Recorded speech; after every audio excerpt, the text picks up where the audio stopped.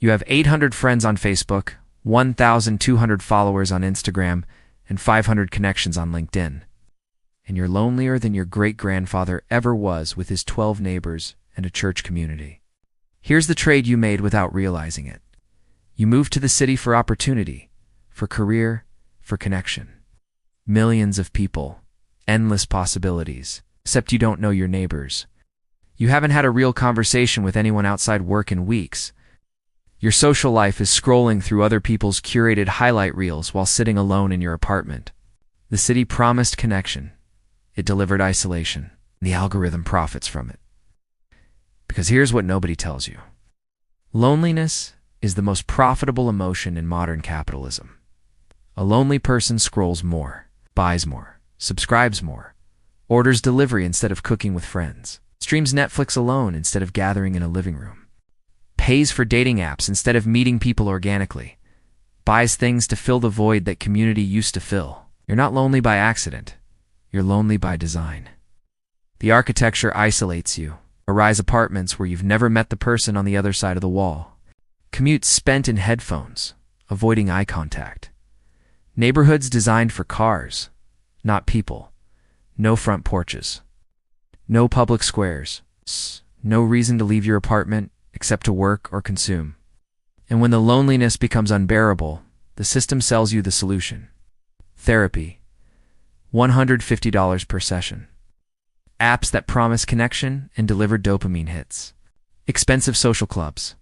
Co-working spaces where you pay to sit near people you still won't talk to. The problem isn't you, it's the environment. Humans aren't designed for this. We're tribal.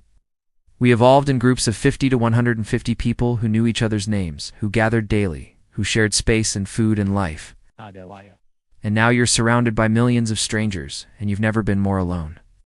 Let's go back to pre-industrial Europe. Pick any village. Any era before 1750. Life was hard, brutal even. But it was never lonely. Every village had the commons, shared land, shared resources. The town square, the village green, the piazza. Public space that belonged to everyone and was used by everyone. This is where life happened. Women washed clothes together at the communal well. Men worked the fields in groups. Children played in the streets under the collective watch of the entire community. Markets happened in the square, festivals, weddings, funerals, everything happened in public, in shared space, with people you knew. You couldn't be anonymous. You couldn't isolate. The architecture and the economy required community. Your survival depended on your neighbors. You borrowed tools. You shared harvests. You helped raise each other's children. Then came the Industrial Revolution, and the commons had to die. Factory owners needed workers, lots of them, concentrated in cities near the factories. But people didn't want to leave their villages. The commons were enclosed, privatized. The shared land was seized. The public spaces were sold off or paved over. The village squares were replaced with factory floors. Workers were forced into cities, into cramped housing, into 12-hour shifts. The communal rhythms were destroyed. No more gathering at the well, no more village festivals, no more shared meals, just work, sleep, work, sleep. And the isolation was strategic. Isolated workers don't organize. They don't build solidarity. They don't resist. They just work. Fast forward to today. The commons are gone. The village square is a parking lot. The piazza is a shopping mall. Public space has been replaced with private consumption. And even in cities with millions of people, you're alone. You live in a box. You commute in a box. You work in a box. You go home to a box. The only time you interact with others is through screens or transactions. Ancient Rome understood this. The forum wasn't just a political space. It was the social heart of the city.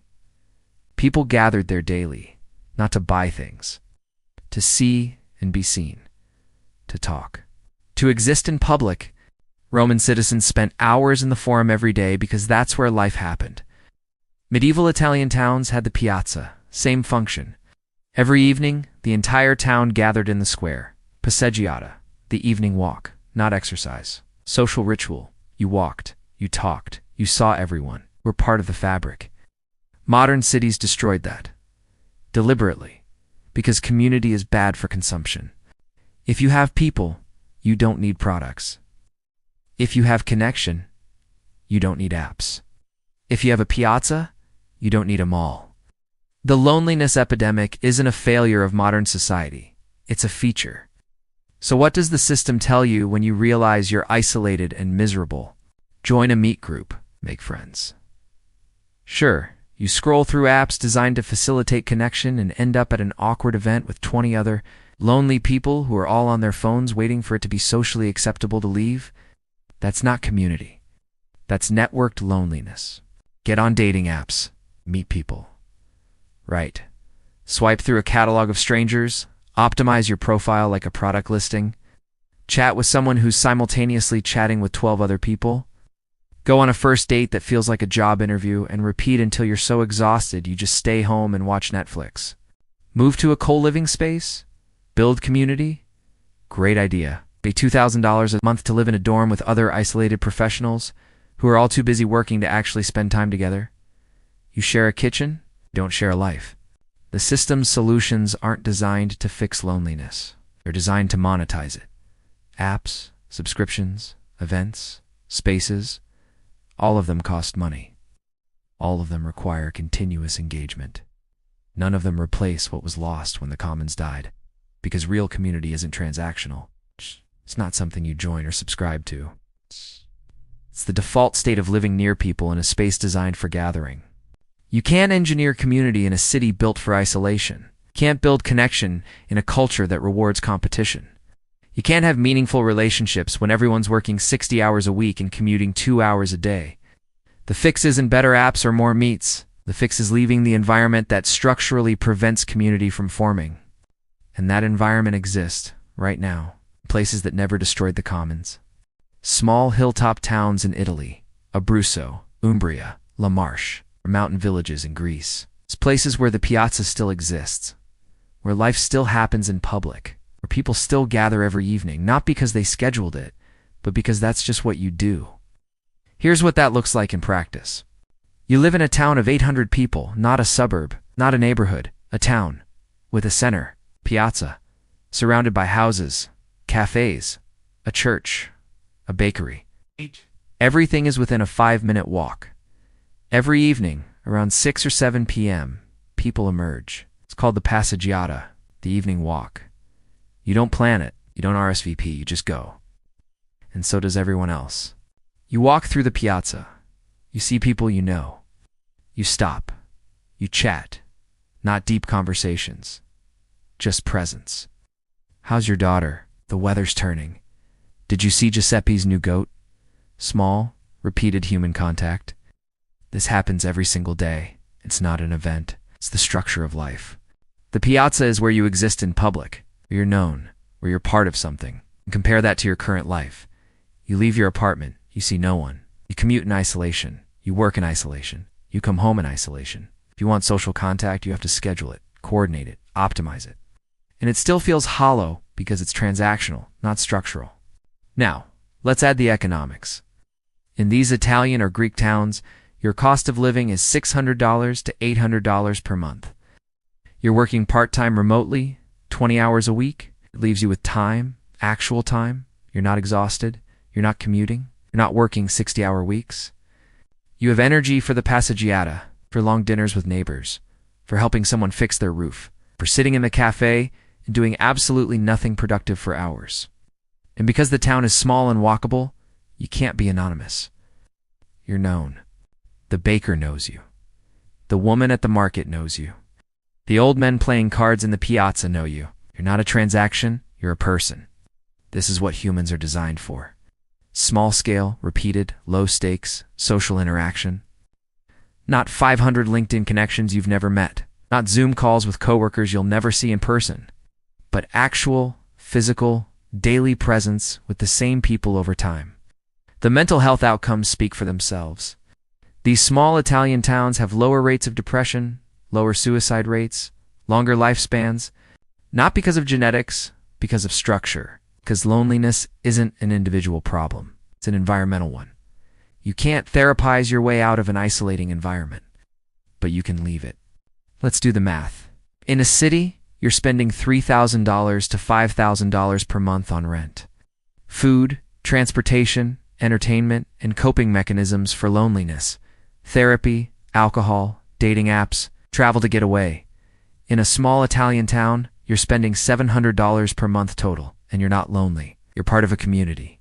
Not because you paid for it, because the structure of life creates it automatically. 10,000 Instagram followers don't matter when you have 10 neighbors who know your name and check on you when you don't show up to the piazza.